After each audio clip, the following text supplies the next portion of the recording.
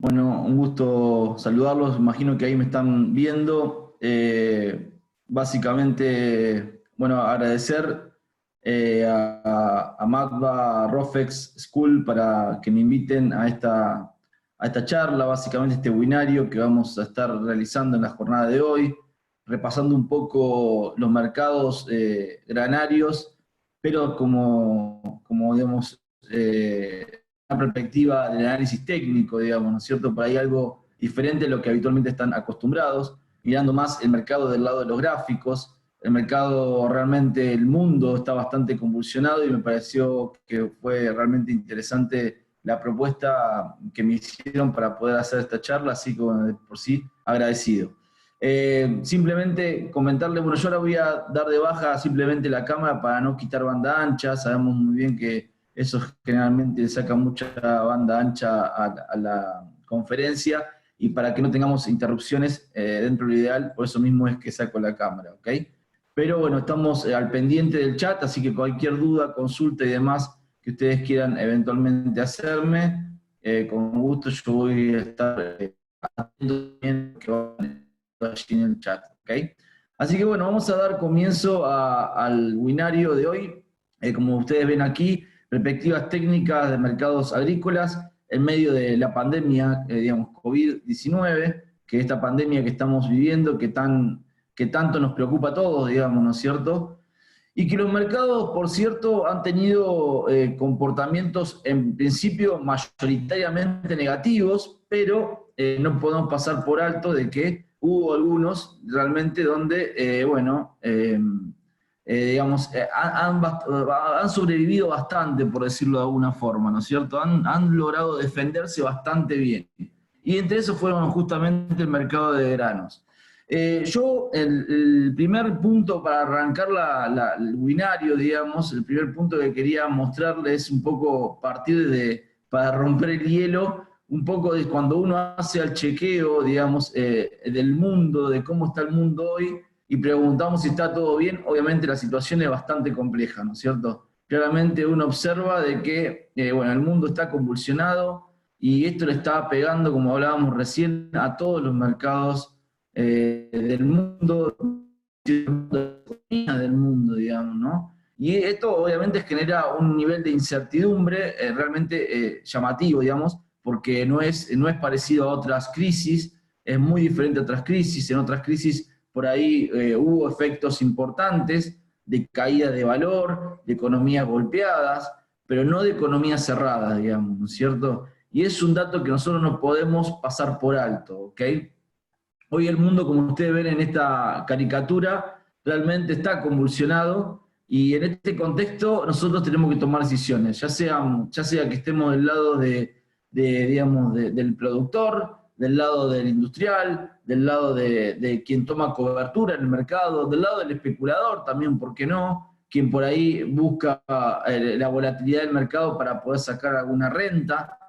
Al fin y al cabo, es decir, estamos todos en la misma, pero con un mundo muy convulsionado y un mercado que realmente crea muchas dudas en respecto a lo que se viene. Nosotros, del lado del análisis técnico, tratamos de ver siempre el comportamiento de los precios plasmado en la gráfica, y eso se debe a que, bueno, que lo que buscamos del lado del análisis técnico es un poco aislarnos del mundo, digamos, del lado de las noticias, digamos, ¿no es cierto? No es que no las consumimos como analista técnico, sino que en realidad le damos una vista diferente, y esto va asociada un poco a que no me importa tanto la noticia que esté sucediendo, cosa que sí que me importa, digo, pero en términos generales, en términos de toma de decisión, no es tan importante la noticia en sí, sino la reacción de los participantes a esa noticia. Y ese es el dato que eventualmente siempre hace un poco la diferencia, y la cual nosotros estaremos atentos, ¿sí? En la charla de hoy, que va a durar aproximadamente unos 45 minutos, 50 minutos, más o menos tratamos de ir cumpliendo con el horario. Quiero hacer un lineamiento analítico inicialmente. Básicamente es explicarle desde qué perspectiva uno mira el mercado, ¿sí? De qué perspectiva miramos el mercado. El segundo dato, vamos a ver lo que pasó, ¿sí? El tercero, básicamente, lo que creemos que puede pasar, y finalmente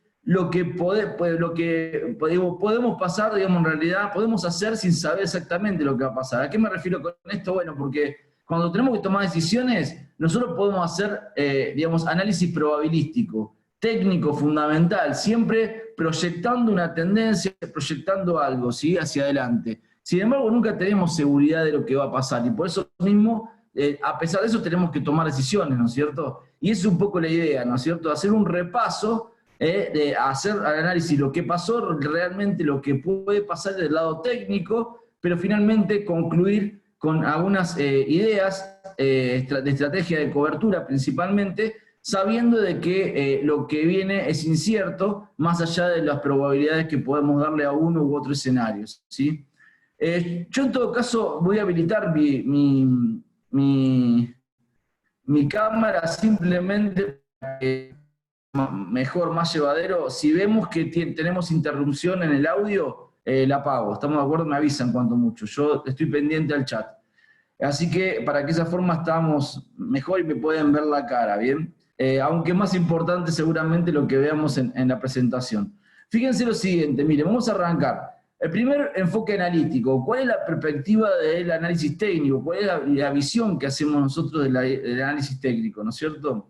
Más allá del patrón de precios y el comportamiento de los precios, digamos, en términos generales o pasado o presente, en realidad una de las cosas que nosotros vamos a tener en ese punto de vista es básicamente el concepto de ciclicidad, el concepto de ciclicidad y el concepto de ciclotimia, digamos, ¿sí? A ver, quiero confirmar que se esté escuchando bien. Bien, entonces ese es un punto importante para nosotros. ¿Por qué es importante? Bueno, es importante desde el punto de vista de que básicamente cuando hablamos de ciclicidad hablamos de comportamientos repetitivos en el tiempo, ¿ok? Básicamente eso. Y la ciclotimia tiene que ver con dentro de un ciclo de mercado donde tenemos siempre un proceso de suba y un proceso de baja, ¿sí? Básicamente el mercado es bastante tramposo y bastante engañoso en ese sentido. ¿Por qué? Porque cuando tiene que comenzar a subir el mercado nos hace creer que no va a subir. Y todos nos ponemos muy nerviosos, ¿sí? Y solamente una minoría es la que aprovecha esa oportunidad y esos precios. Y lo mismo nos hace el mercado cuando está arriba, cuando está en el techo, que produce muchas veces a nivel general el efecto eufórico de confianza, ¿sí? De exceso de confianza de los participantes. Traducido al mercado de granos es nadie quiere vender, ¿sí? El mercado está subiendo y todos quieren aprovechar al máximo la suba, nadie quiere vender, ¿sí? Y al fin y al cabo el mercado luego termina bajando de vuelta. Entonces nos genera el efecto sorpresa de manera constante. El problema muchas veces es que del lado del productor, del lado del sector, digamos, de granos, digamos, más que nada, ¿sí? Esa situación es bastante compleja. ¿Por qué bastante compleja? Bueno, porque generalmente el productor tiene esta condición de que a veces, más que nada el productor local, no me refiero tanto al productor externo en el caso de Estados Unidos, ¿sí? Pero el productor local tiene, por todo lo que ya sabemos, por todo el contexto que habitualmente se vive en Argentina, se resiste muchas veces. Cuando el mercado sube, quiere aprovechar la suba más y no vende porque no aprovecha la suba más, ¿sí? Porque en su momento quería esperar un poco más de suba. Cuando se cae, ve que el mercado está realmente muy bajo, entonces no vende porque el precio está muy bajo. Entonces, al fin y al cabo, siempre se resiste un poco a vender. Pero fíjense cuál es la dinámica normal o habitual de esta ciclicidad traducida al mercado de granos. Generalmente, cuando hay un escenario de desconfianza, cuando el mercado está estabilizado en una zona de pisos, por más que las noticias sean negativas y hay un escenario de desconfianza, y el productor, básicamente, al comercial, por decirlo de alguna forma, no le gusta ese precio que se está operando, ¿qué hace? Automáticamente estoquea, ¿sí? Automáticamente estoquea, básicamente dice, bueno, me quedo con el grano, directamente me quedo con el grano. Luego, cuando el mercado comienza a subir, la suba no la produce el comercial.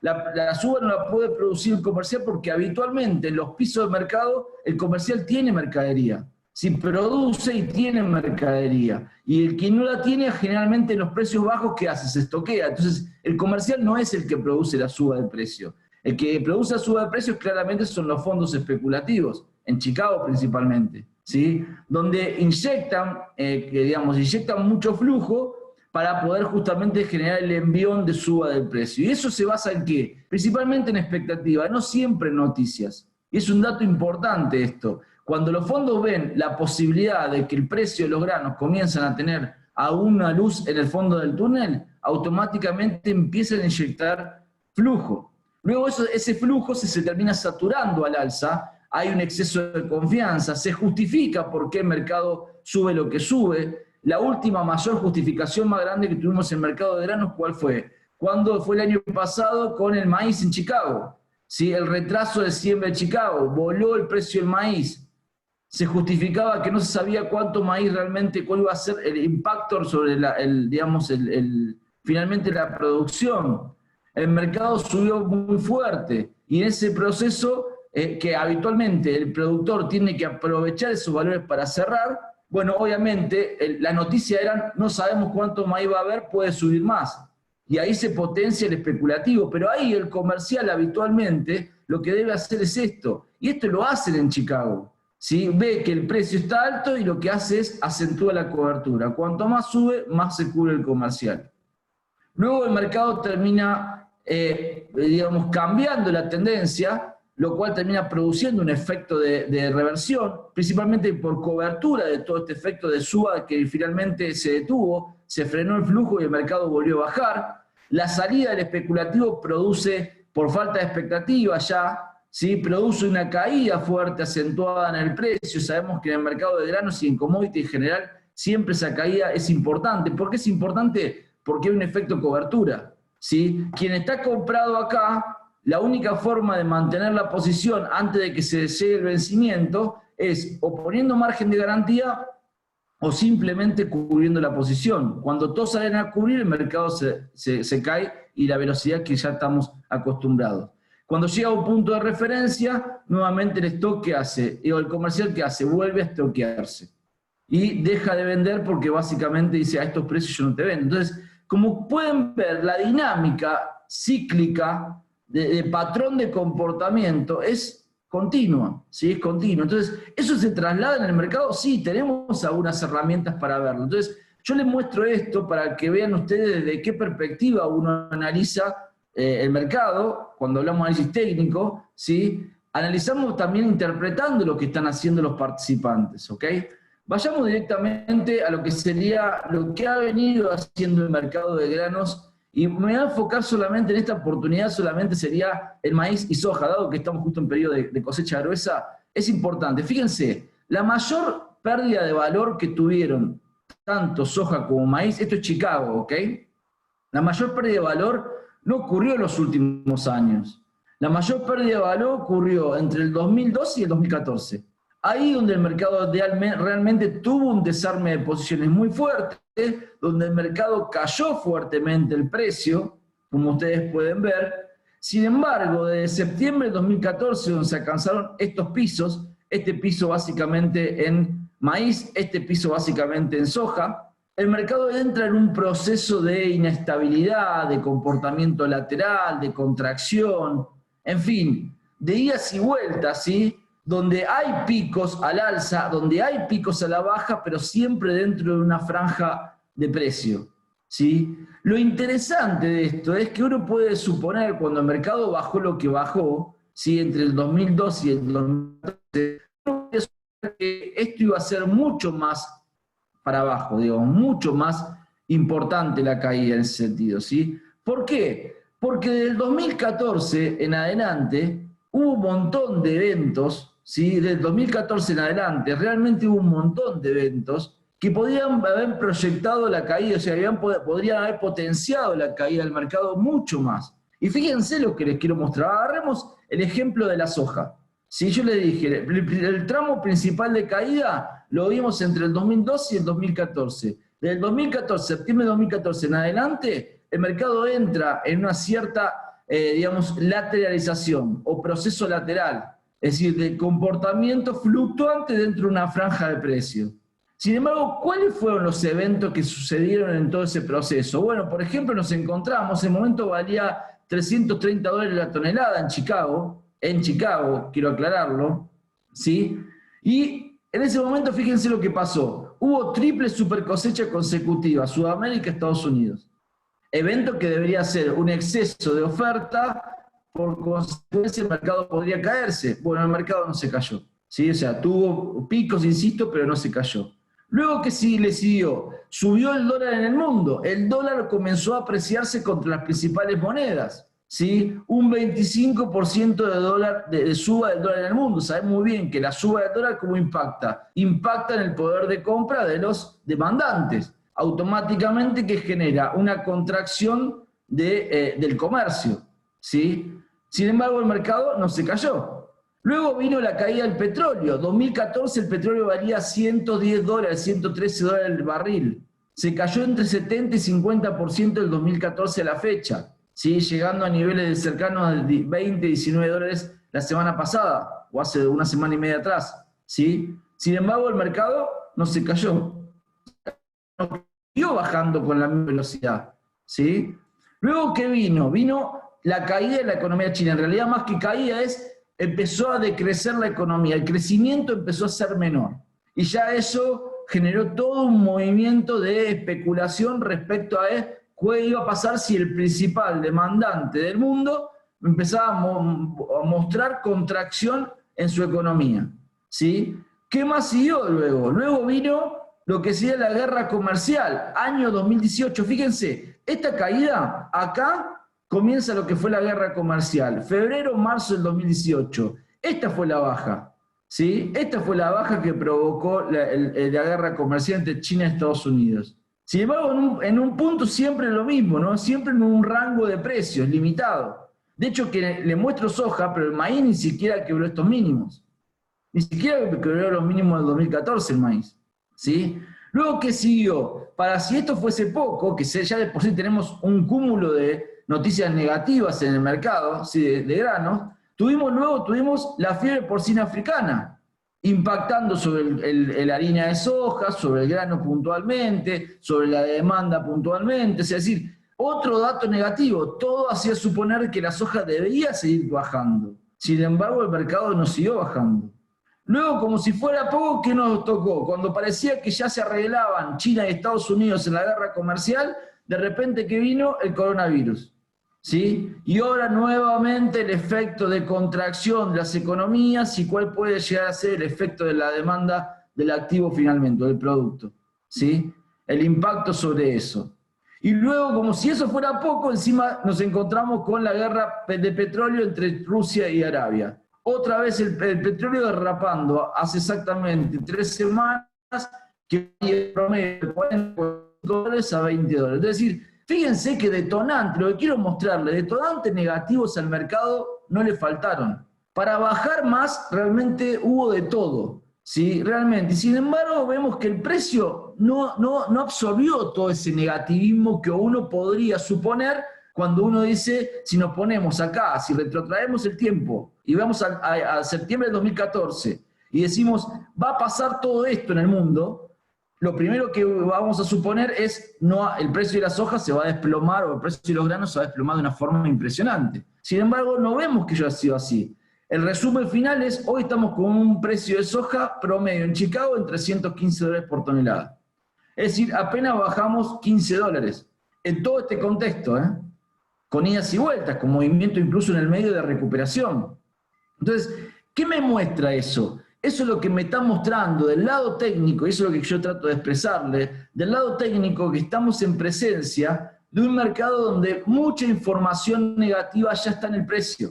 Mucha información negativa, o sea, no es que el mercado está ajeno a esta información que acabo de mostrarle yo, es algo que realmente el mercado ya la conoce, no es que yo lo estoy dando como una novedad. Esto ya el mercado ya lo absorbió, ya lo conoce, ¿sí? El problema que viene hacia adelante, como siempre, el futuro siempre es incierto, el futuro nunca nos da certeza de lo que va a pasar, ¿sí? Pero en este caso, a diferencia de otras crisis, por ahí la duda se plantea desde el punto de vista de que, bueno, que lo que estamos viviendo, esta pandemia, no es una crisis más, ¿sí? En realidad es una crisis que realmente impactó muy fuerte, ¿ok? Y eso es lo que a nosotros nos genera un estado de, digamos, un estado de incertidumbre. Me preguntan por allí, ¿no tenés qué pasó con los precios entre el 2008, 2001 y 1998? Bueno, en realidad quise reducirlo, obviamente, que tengo la historia, ¿sí? El punto es, en realidad, básicamente, quise reducirlo al último tramo de caída, en realidad, ¿sí? Básicamente a lo que fue el último tramo de baja, porque fue el impacto más importante. Recordemos que entre el 2001 y el 2008, básicamente el 2012 puntualmente, hubo todo un bull market y un mercado alcista muy importante para el mercado de grano. Entonces, quiero reducirlo a esto, a lo que está pasando en el último tiempo, ¿sí? Para que podamos hacer conclusiones hacia adelante. Fíjense, desde este año, lo que va de este año, estoy hablando enero del 2020, ¿sí? Fíjense el impacto que tuvo el petróleo. 56% se cayó el precio del petróleo. ¿Cuánto se cayó la bolsa de Estados Unidos? A pesar de la recuperación de los últimos días, ¿sí? Se cayó un 19% al día de hoy, ¿sí? ¿Por qué digo al día de hoy? Bueno, porque estuvo casi 30, arriba 38% abajo el índice Dow Jones. Ahora, cuando veamos el complejo de granos, estoy hablando de harina de soja, trigo, soja, el poroto, el maíz, vemos que los promedios de caída fueron mucho menores. ¿Sí? Y realmente esto es un llamado de atención. La pregunta es, ¿por qué pasa esto? Bueno, la lectura que hacemos nosotros es porque claramente quien tiene la soja, ¿quiénes son? Es el productor. Y el productor en este momento está, no digo que está cómodo, para nada, está nervioso como cualquier situación, digamos, ¿sí? Pero estos precios solamente vende lo que cree que tiene que vender. Prefiere estoquear antes de salir a liquidar porque sí, digamos, ¿sí? Ve que el precio básicamente está estabilizado en una zona base, y entonces básicamente por más que vos le sigas tirando noticias negativas, hasta el momento el productor no decidió vender. Si a eso le sumamos algunos datos adicionales que son, a Estados Unidos se le ha dado subsidio, imagínense, se le ha dado subsidio en todo un proceso de, digamos, lo que fue la guerra comercial, retraso de siembra y demás, ¿sí? Imagínense que los productores no están muy apurados a salir a vender. Entonces, claramente te muestra, quien tiene la mercadería no la está vendiendo, o no la vende de manera así alocada, por decirlo de alguna forma. Y quien no tiene la mercadería, que podría simplemente especular con el precio, en este caso sería el especulativo, no le interesa. No le interesa participar. ¿Por qué no le interesa participar? Porque están mirando otros mercados con mayor volatilidad. Si al fin y al cabo estamos hace varios años en el mismo rango de precios. Y el especulativo le huye a eso. ¿Sí? Si no tengo volatilidad, no me sirve porque no tengo diferencial de precio. ¿Para qué me voy a quedar? Tengo un costo de oportunidad de quedarme con la posición ahí comprada en un precio que básicamente no se mueve. Entonces, al fin y al cabo, nos encontramos que la fuerza vendedora no existe en este momento. Lo que nosotros no podemos pasar por alto, y que no quiero subestimar, y es importante que yo se los diga, lo que no quiero subestimar es esta pandemia. Porque, como le dije anterior, realmente diferente al resto. Realmente diferente al resto. Porque el resto siempre se solucionó con plata. Con emisión, todo problema de lo que fuera subprime, o sea, los problemas habitualmente de economía siempre se solucionaron con plata, ¿sí? En este caso ustedes están viendo que a pesar de la ayuda de Estados Unidos, el impacto sigue siendo importante, ¿sí? Bien. Fíjense lo siguiente, me decía Edgardo que era para ver un poco cómo reaccionan otras crisis. Sí, sigo buenísimo, simplemente porque me quiero ajustar a los tiempos, nada más, Edgardo, pero sí, podemos, de todas formas te voy a mostrar un gráfico, ahora vas a ver, te voy a mostrar un gráfico histórico del comportamiento de la soja, ahora lo vamos a ver, y el maíz también. Fíjense lo siguiente, entonces, la gran duda que tenemos por delante, es que lo que se está viviendo actualmente es el famoso cisne negro. Es algo que nos sorprendió, al mundo sorprendió, a las grandes potencias del mundo lo sorprendió. Entonces, es difícil conocer las dimensiones del impacto de esto.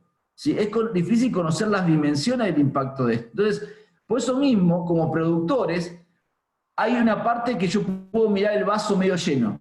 ¿Sí? Como participante del mercado, hay una parte yo puedo mirar el vaso medio lleno. ¿Cuál es? El que acabo de mostrarle. Al mercado se le tiraron un montón de noticias negativas a lo largo de los últimos 5 o 6 años y el mercado no se cayó. Tuvo todas las chances para caerse y no se cayó. O sea, tuvo una variación, pero siempre dentro de un rango de precio. Tanto el maíz como el trigo como la soja. ¿Estamos de acuerdo? Esa sería mirar el vaso medio lleno. Entonces la pregunta es, ¿por qué tengo que suponer ahora de que el mercado se va a caer? ¿Ok? Ese sería ver el vaso medio lleno en el contexto actual. El riesgo, la incertidumbre, que es lo de siempre que tenemos hacia el futuro, porque no conocemos el futuro, es, bueno, pero ¿esto será diferente?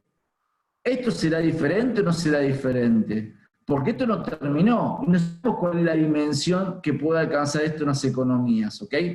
El punto de referencia, el punto de importancia aquí, es que nosotros tenemos que tomar decisiones igual. O sea, ustedes, productores, industriales, exportadores, lo que sea, tienen que tomar decisiones igual. En este contexto hay que tomar decisiones. O sea, yo tengo la cosecha ahora, tengo que ver qué hago con las cosechas, si vendo, me espero, o sea, de alguna forma tengo que tomar una posición. Y bajo esa condición, mi idea es que saquemos algunas conclusiones analíticas, ¿sí? Hacia adelante, y operativas, obviamente, ¿sí? Así que arranquemos directamente en lo que sería el análisis técnico, ¿sí? ¿Qué me muestran las gráficas para ir avanzando? Este es el gráfico que te puedo mostrar, que recién me preguntaban sobre el comportamiento histórico del gráfico de soja. Fíjense, acá está bien claro el comportamiento del gráfico de soja. Sí, histórico, desde 1973 a la fecha. Fíjense las variaciones que hubo realmente en el precio, realmente muy pronunciadas, ¿sí?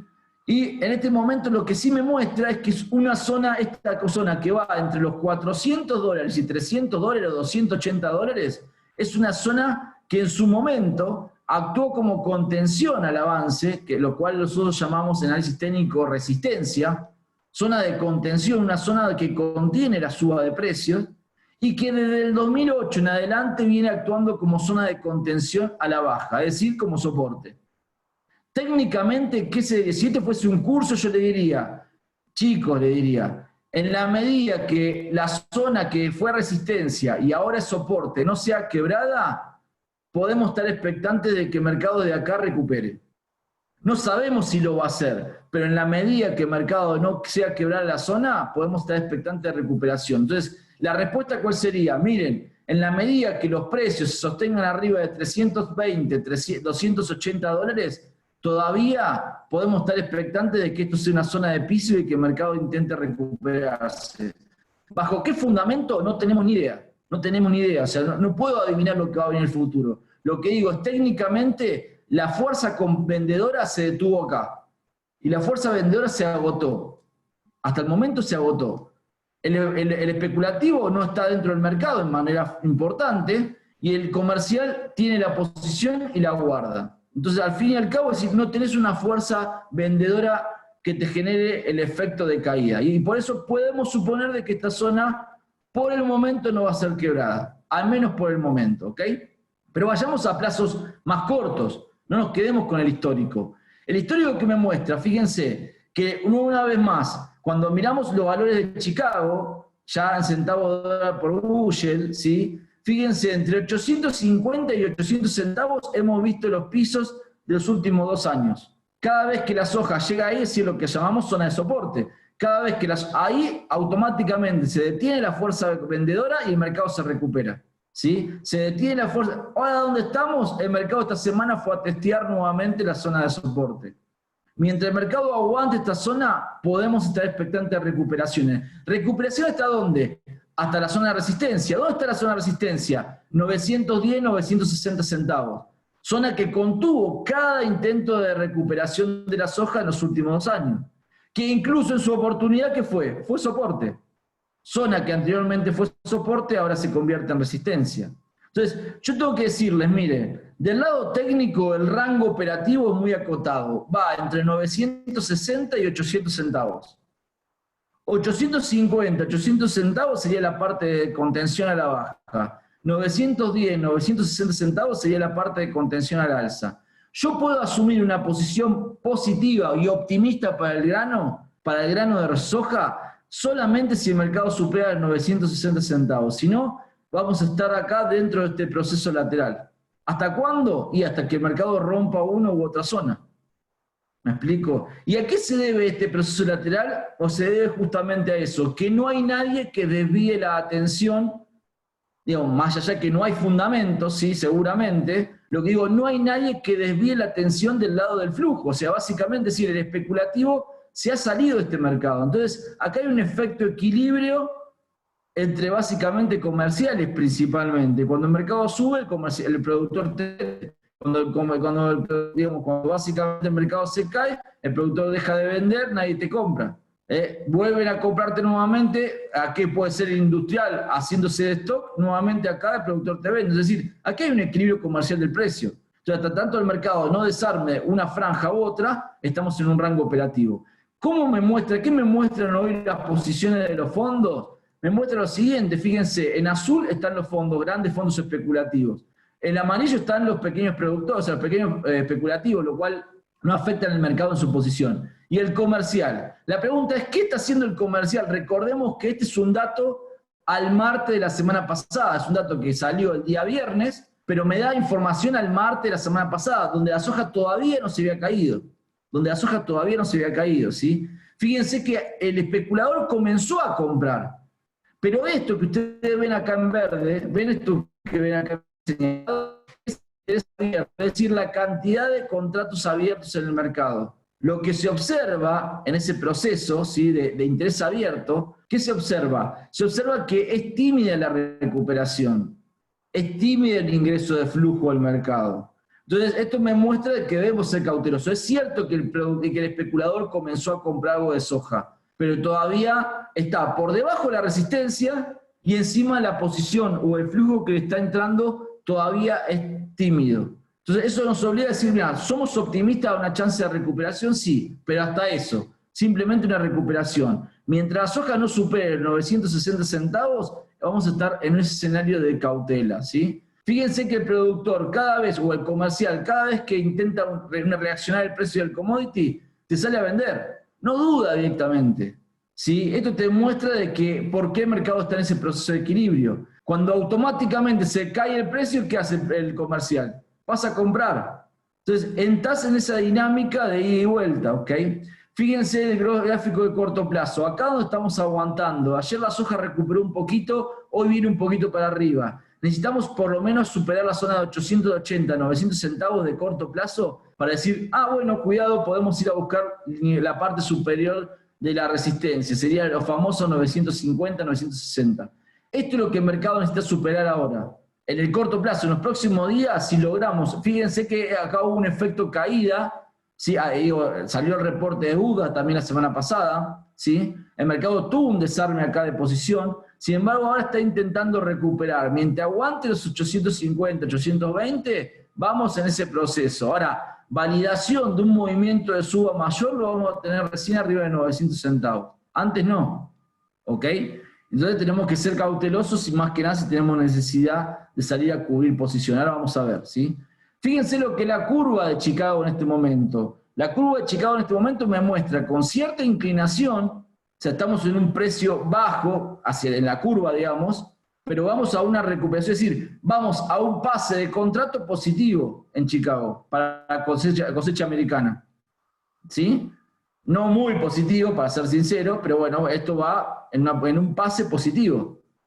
Sin embargo, fíjense que luego se pincha nuevamente, ¿no es cierto? Y cuando hablamos de la amplitud del precio, fíjense, 2023, 8.84. ¿Cuánto vale ahora? 8.60. Es decir, tenemos una amplitud de expectativa de suba muy baja en este momento. ¿Por qué? Porque no tenemos fundamentos. El mercado no tiene fundamentos. Si no tiene fundamentos, el especulativo no se va a meter. Y si el especulativo no se mete, no hay flujo, no hay expectativa. Entonces, básicamente, el rango operativo sigue siendo chato. ¿Ok? Esto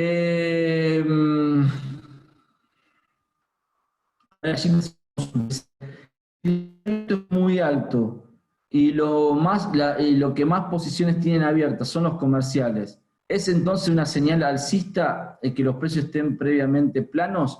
Bueno, en realidad, si realmente generalmente el incremento del interés abierto lo hace principalmente, esperen que voy a retroceder, acá, básicamente lo puede tener el especulador, lo puede tener el comercial, sí, de hecho que tiene el comercial algo de posición aquí, ¿sí? Ahora bien, el efecto efectivamente sería alcista, ¿por qué? Porque básicamente un interés abierto, digamos, a ver, quiero decir, a ver si me explico. En el caso del comercial no es tanto importante el interés abierto, para serle sincero, ¿por qué? Porque el comercial tiene la mercadería, ¿sí? Acá el problema es si el interés abierto lo tiene, en realidad, las posiciones las tiene especulativo, porque no puede responder contra la mercadería.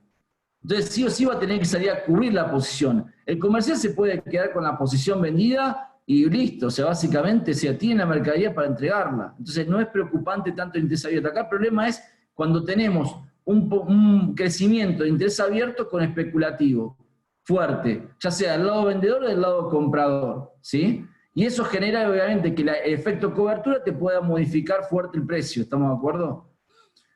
Me dice, el comercial son las empresas que proceden la mercadería, el comercial son todos aquellos, Agustín, todos aquellos que en realidad acceden al mercado de futuros con un fin de hedge, un fin de cobertura, ¿estamos de acuerdo? No que buscan diferencial de precios, sino que lo que buscan es cubrir su negocio. Te vas a encontrar el productor de soja, te vas a preguntar a quien procesa soja, a quien exporta, al industrial que hace aceite de soja, se te vas a encontrar a todos.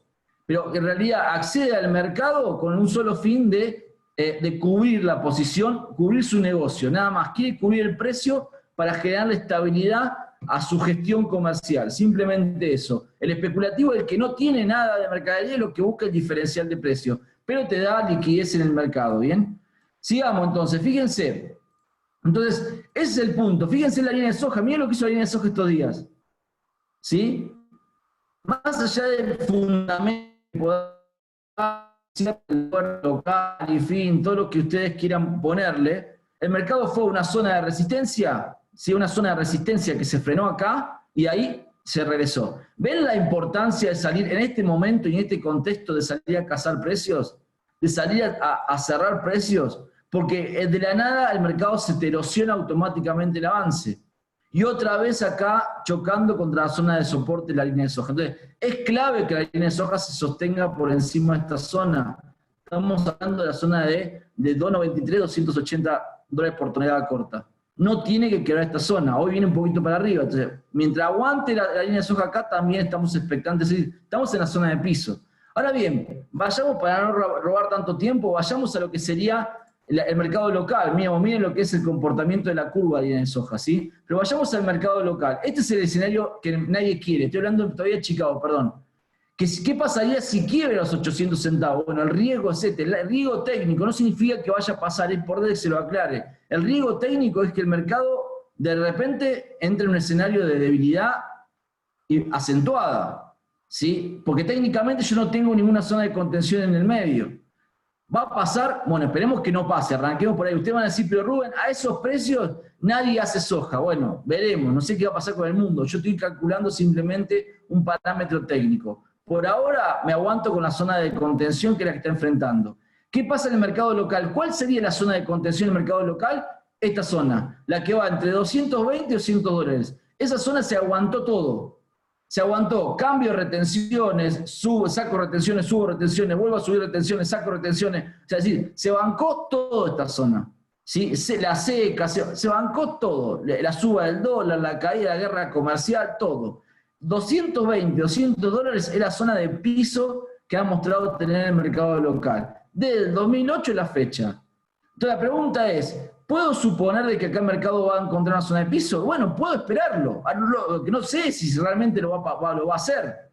Pero mientras tanto, mientras el mercado se soporte esta zona, puedo estar expectante de recuperaciones. Ahora, el mercado está justo acá. No tiene que quebrar esta zona. ¿Qué necesita superar el mercado para poder habilitar un movimiento de suba? Bueno, vayamos a ver. Básicamente, mientras el mercado me aguante esta zona de 215, 210 dólares, vamos a tomar como referencia mayo, ¿sí? Que es en este momento el más negociado, el contrato más negociado. Mientras el mercado me aguante acá, yo puedo estar expectante. Recién arriba de 225 dólares, es decir, un contrato de mayo recuperándose por encima de 225 dólares, me habla de la posibilidad de ir a buscar 235, 238, mayo. ¿Sí? Arriba de 225. Mientras no tenga eso, estoy acá, digamos, atrincherado en la zona de contención y rezando que no la quiebre. ¿Sí? Puedo ser un poco más optimista arriba de 2.25. Mientras eso no ocurra, debemos ser cautelosos. Entonces, fíjense en el gráfico diario, ¿sí? Encontramos esto. Ayer tuvimos una leve recuperación. ¿Ven? Miren esta suba. La posibilidad de cazar precios, zona de resistencia, ¿ven?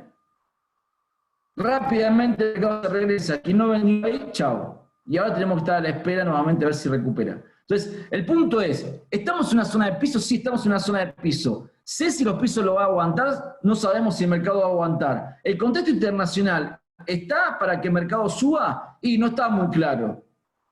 ¿Qué me obliga a hacer a mí? Bueno, me obliga a mí a ser cauteloso. Lo que yo tengo que cerrar el negocio, tengo que cerrar el negocio. Lo que tengo que cubrir, tengo que cubrir. Especulativamente me pongo comprador recién arriba de 2.25. Del lado de la cobertura, en la medida que yo tenga un precio y eventualmente me sirva, tengo que tomarlo. ¿Y qué pasa con las hojas? ¿Sí? Y me quedé abierto con el call, pero yo tengo que salir a cerrar mi negocio, porque la situación, más allá de que estemos en una zona de piso, no me muestra mucha certidumbre por delante. Y yo no puedo jugar contra mi negocio, ¿sí? Y ese es un poco el punto que quería mostrarles, ¿sí?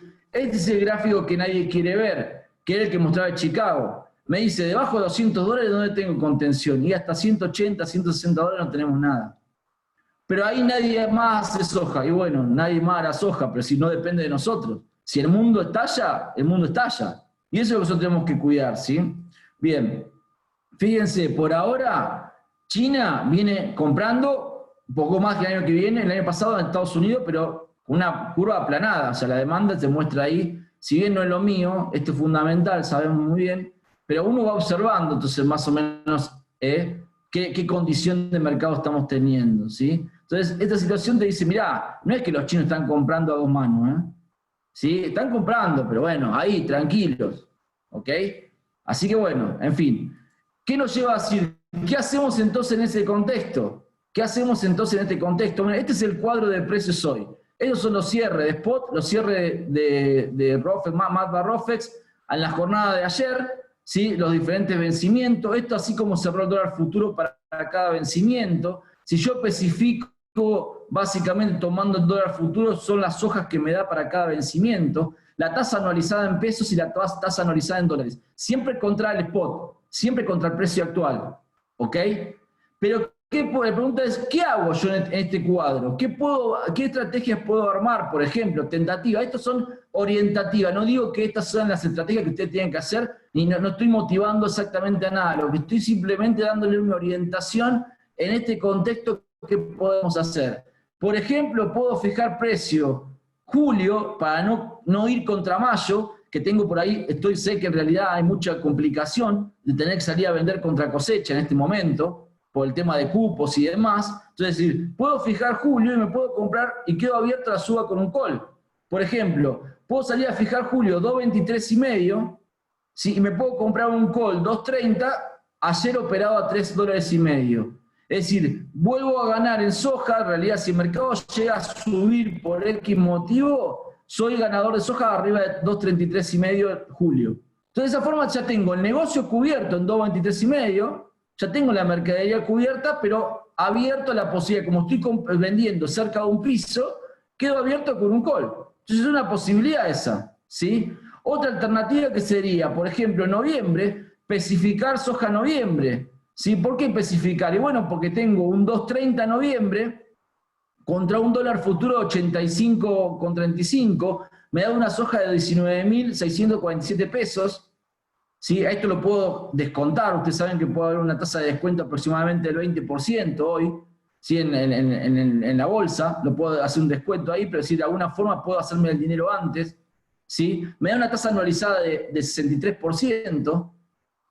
¿Ok? Si yo hago mayo contra julio, hago mayo contra noviembre, tengo una tasa anualizada cerca del 14%. Entonces, ¿qué podría hacer yo? Especificar, tomar este precio en pesos, y ustedes van a decir, Rubén, sí, pero si sube el dólar, soné. Bueno, me puedo comprar, como tengo una tasa del 63, 64%, como tengo una tasa acá, me puedo salir a comprar un dólar futuro en noviembre, ¿sí? A 85,35, que está en una tasa promedio del 45, es decir, tengo un diferencial de tasa que me cubre ante una suba del dólar. Es decir, son una orientación, algunas digamos, tentativos, ¿sí? Me preguntan allí, perdón, me pasé. Preguntan allí, Andrés me dice, hola Rubén, ¿por qué no directamente un put? ¿Para qué harías un sintético? En realidad, ¿por qué no directamente un put? Porque generalmente los put, básicamente, o sea, primero que en realidad yo prefiero cerrar la mercadería. Y el punto es, hoy los put que puedo conseguir son a un precio mucho más bajo y encima tengo que salir a... Básicamente, en un mercado donde hay inestabilidad y hay, digamos, prefiero en este momento, en este contexto, no siempre, en este contexto, prefiero fijar la mercadería, tener cerrado el negocio, ¿sí? Y quitar cualquier riesgo político de situación, lo que pueda llegar a pasar, y desde donde quedarme abierto con el call, ¿sí? Simplemente por eso. Pero bueno, si ustedes ven la opción de que le gusta armar un piso con el put, es una posibilidad, y quedarse con la mercadería. ¿Sí? Yo creo que en este momento es más barato comprar el call que comprar el put. No lo vi bien al put, pero seguramente tomando en referencia el precio de ejercicio y demás, me da la impresión de que está más conveniente esa operación. ¿Sí? Pero insisto, acá la idea es no juguemos todo a la especulación, digamos, no juguemos todo a la espera y a rezar, digamos. ¿Sí? ¿Ok? No hay por qué. Fíjense, vayamos al maíz, porque yo me estoy yendo en el tiempo. Vayamos al maíz rápidamente, ¿sí? Vayamos al maíz. Fíjense el maíz lo que le decía. ¿Ven el rango? ¿Cuál es el rango de precio del maíz en Chicago? 170, 155, 180 dólares la resistencia. Abajo, 130, 115 dólares abajo. ¿Dónde estamos ahora? En 130 dólares. Entonces estamos nuevamente en la zona de piso. ¿Puedo suponer que el maíz va a frenar la caída acá? Sí, puedo suponer tranquilamente que el maíz va a frenar la caída acá, ¿sí? Bueno, déjenme avanzar un poco porque si no, no voy a terminar con el webinario. Tengo ganas de contestarle a todos, pero si no, no voy a poder avanzar sino con el cumplir con el horario, ¿sí? Fíjense lo siguiente. En este momento, digamos, el mercado está en una zona de contención. Estoy esperando básicamente que reaccione. Entonces, por ahora estamos en zona de soporte. ¿Puedo esperar que reaccione? Bueno, hace básicamente los últimos 5 o 6 años, cada vez que llegamos a esta zona, el mercado de maíz recuperó. Entonces, la pregunta es, ¿puede recuperar de vuelta? Bueno, puede ser, lo iremos viendo. Por ahora estamos en esa idea, ¿sí? El mercado acá fue a buscar una zona de soporte, esta es la zona que yo espero, 325 centavos, 310 centavos, la zona que espero que el maíz contenga. Ayer el maíz recuperó y hoy viene recuperando un poquito. ¿Qué necesita el maíz superar? 355 centavos en Chicago. Estoy tomando como referencia el contrato de mayo. ¿Sí? Si bien es un gráfico continuo, estoy tomando como referencia el contrato de mayo. Arriba de 355 el mercado libera tendencia. Tendencia de recuperación, ¿sí? Pero mientras no quiebre eso, estamos sobre la zona de soporte. Como ustedes pueden ver, en el caso del maíz, los especuladores están vendidos, pero nada. O sea, no tienen casi posición en el maíz. El mayor riesgo, sinceramente, el mayor riesgo de baja que uno observa en este momento es que los especuladores, ya sea para la soja, para el maíz, es que los especuladores se quieran ir del lado vendedor, que empiecen a inyectar flujo vendedor fuerte. Entonces eso no te va a aguantar la zona de soporte, claramente.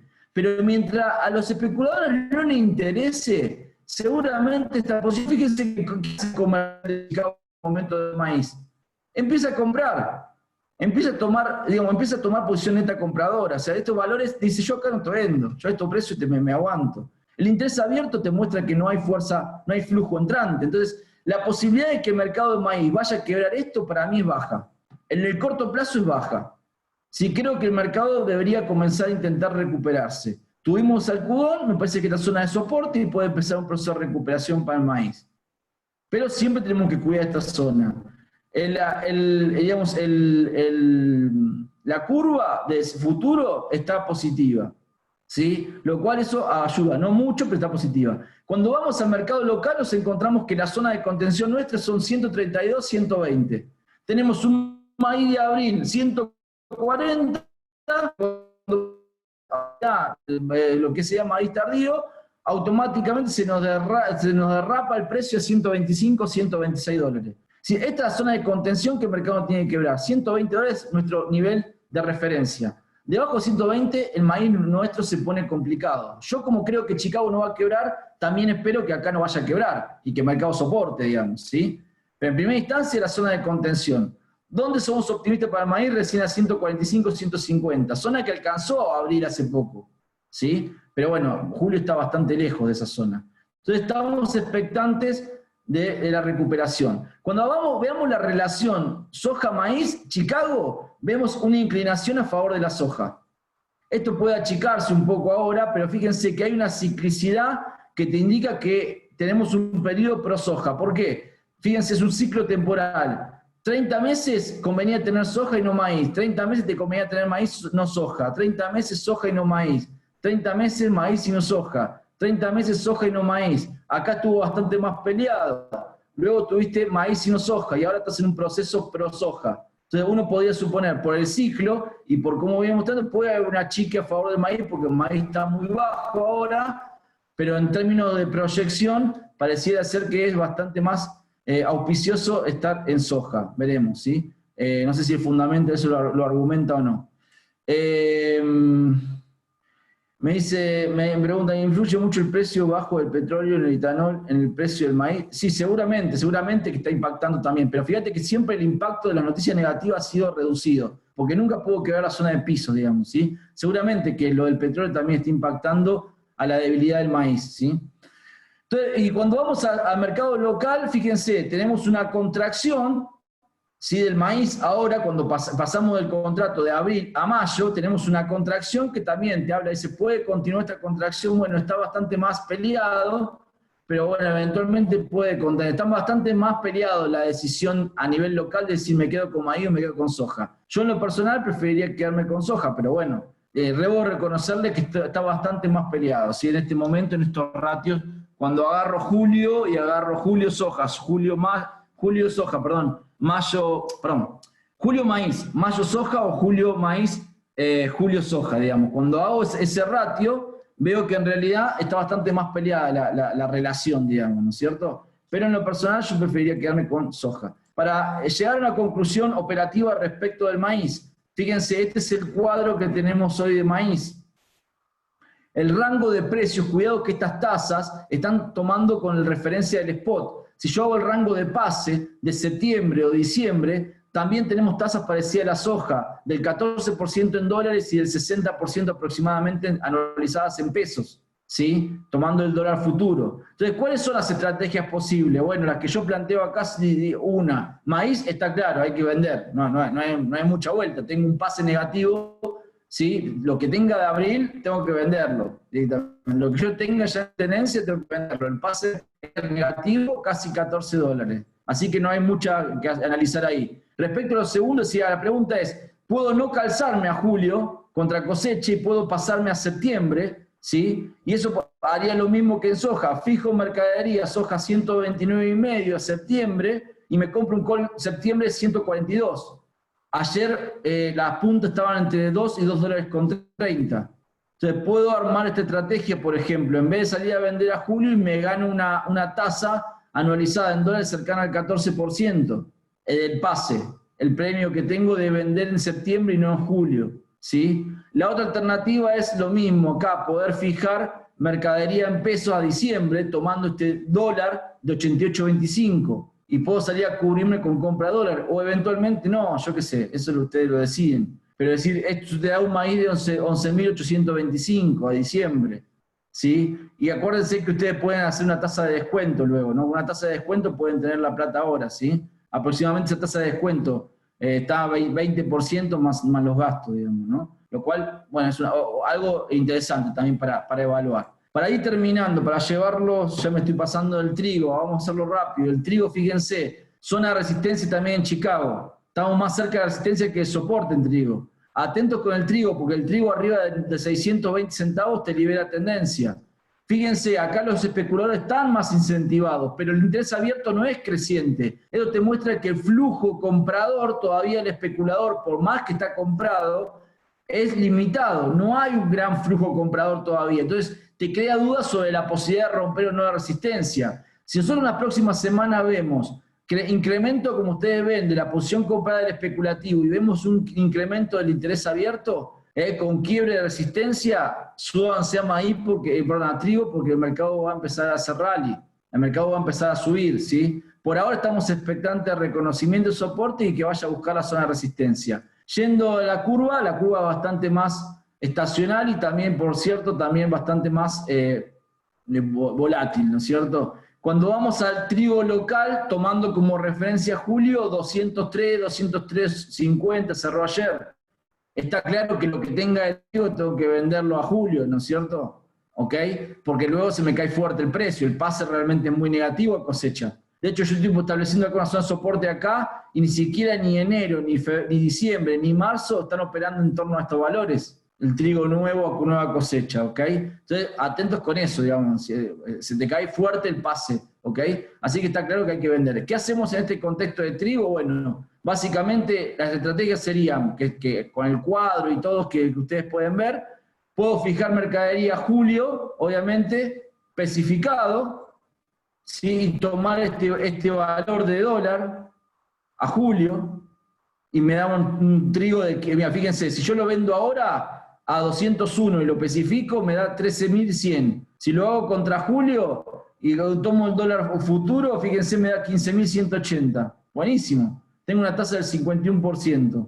Puedo hacerlo. La otra alternativa es parcialmente fijar, parcialmente precio a cosecha, si quieren, si eventualmente quieren, ¿sí? Enero algo, pero haría solamente parcial, porque yo la verdad soy optimista de fondo para el trigo. Pero si ustedes quieren fijar algo, porque creen, no sé, que puede haber una intervención en el mercado de trigo, acá en Argentina, o lo que sea, bueno, capaz que no está de más tomar algún precio, ¿sí? En este caso, opciones no tenemos casi, no pegan las opciones de trigo, que al menos no tienen mucha liquidez, ¿sí? Entonces, y finalmente, ¿qué me quedaría para cerrar? Ahora sí, para cerrar. El dólar, comportamiento del dólar. ¿Qué quiero mostrarle del dólar? Del dólar básicamente quiero mostrarle lo siguiente. Fíjense esta situación. Esta situación que me muestra, miren, cuando tuvimos cepo cambiario entre el 2011 y el 2015, al productor se le liquidaba a este tipo de cambio, al rojo. Dólar controlado, dólar libre.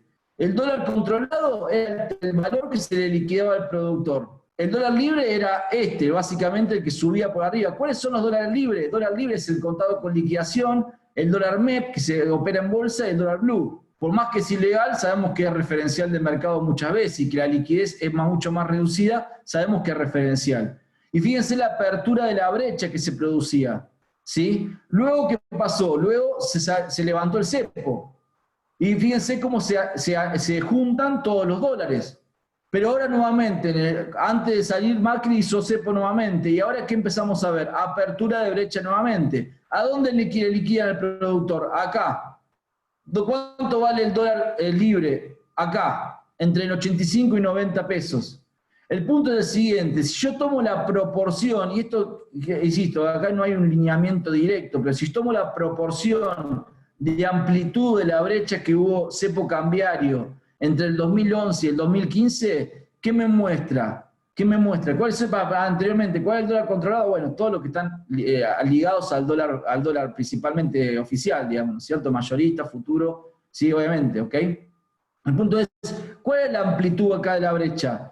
Rondaba entre el 50 y el 80%. Esa es la amplitud. En los picos llegaba entre el 50 y el 80%. ¿Cuál es la amplitud de la brecha hoy? 38%. ¿Podemos tener mayor amplitud de la brecha? Posiblemente. Si yo voy solamente al 50%, el dólar libre, que sería entre el contado con liqui y el MEP, tendría que estar valiendo entre 95, 90, que hoy vale 90, entre 95 y 97 pesos. ¿Sí? Tomando como referencia la apertura, digamos, ¿sí? Por eso es importante también tener en cuenta esta situación. Cuando yo tengo un dólar futuro que me da una buena tasa, a veces está bueno tomar la cobertura, porque de esa forma puedo acercarme a un mejor precio, porque a ustedes le van a liquidar final al cabo a este dólar, o sea, el dólar que sería el de abajo. Entonces, cuando yo tengo una suba de la tasa en el dólar futuro, está bueno tomar también ese precio. ¿Estamos de acuerdo? Para tener una diferencia. Me dice, si necesita más tiempo no hay inconveniente de nuestro lado. Está bien, ya estoy cerrando. Simplemente era esto. Perdón por la rapidez. Quería cumplir con el tiempo, pero bueno. Simplemente quería mostrarle eso. Fíjense hoy, miren lo que son las devaluaciones de lo que va del año, de lo que sería el dólar en la región, digamos, ¿no es cierto? El naranja es el peso, el dólar nuestro, digamos, ¿sí? El dólar oficial, el el que le liquidan al productor, digamos, ¿sí?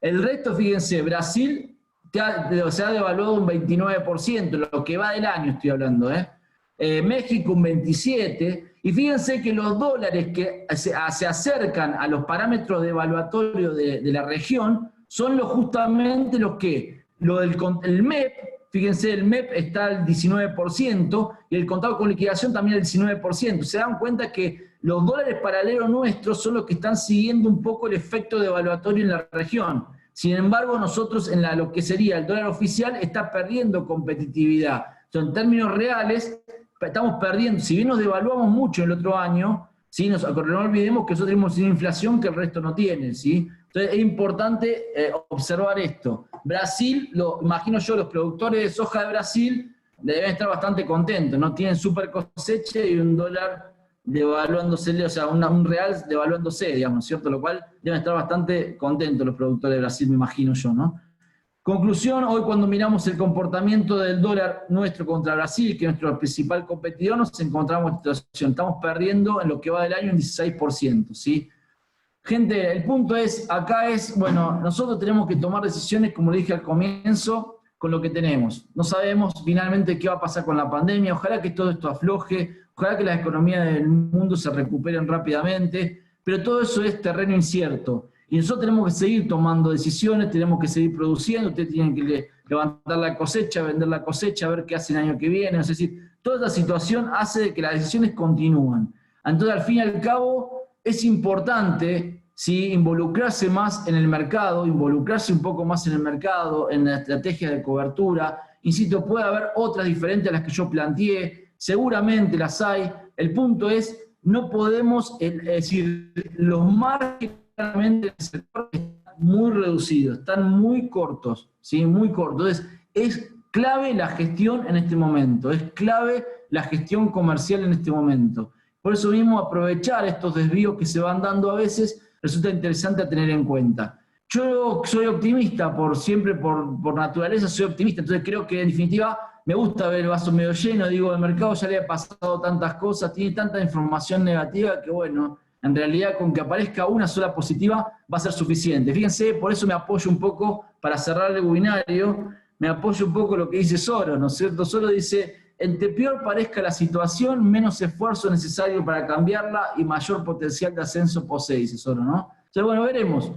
El mercado tiene ya absorbido mucha información negativa, entonces esperemos que en realidad cualquier dato positivo que sea por delante, y ojalá aparezcan, empiece a motivar nuevamente la reacción de los precios y nos saque un poco de esta situación bastante más complicada, ¿sí? Allí tengo un chat. Me dice, no pude ver bien el gráfico, que se puede decir que el MEP avanza semejante al peso uruguayo.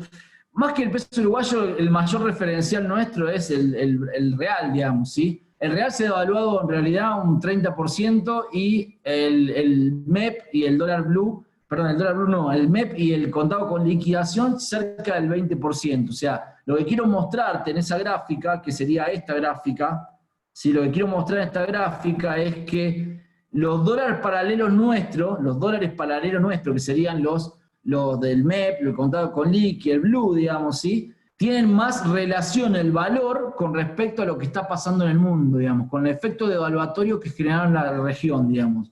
Y el dólar oficial nuestro, que es a donde liquidan la mercadería, se está quedando retrasado. Y esa es un poco la lectura, ¿sí? El uruguayo, fíjense que el uruguayo, ¿dónde está acá? 19, sí, está igual que el uruguayo. Entonces demuestra que quienes están corriendo la carrera, o si se quiere, jugando el partido de emparejarse con el resto de la región, son básicamente el contado con liquidación y el MEP. Y el oficial está quedando, digamos, retrasado. Así que bueno, gente, eso es todo. Perdón por el retraso, que bueno, me demoré un poco más, digamos, digamos, el tiempo, pero bueno, espero que les sea útil. Obviamente quedo atento a cualquier duda o consulta que quieran hacerme, y siempre disponible. Tienen mi mail, tienen mi teléfono, cuanto mucho allí lo pueden pedir a Matva, a la gente de Matva, a la gente de Rofex, y obviamente quedo abierto a cualquier situación, ¿sí? Abrazo grande, buena jornada, feliz Semana Santa, y bueno, cuídense, por favor, cuídense. Un abrazo grande, chau, chau.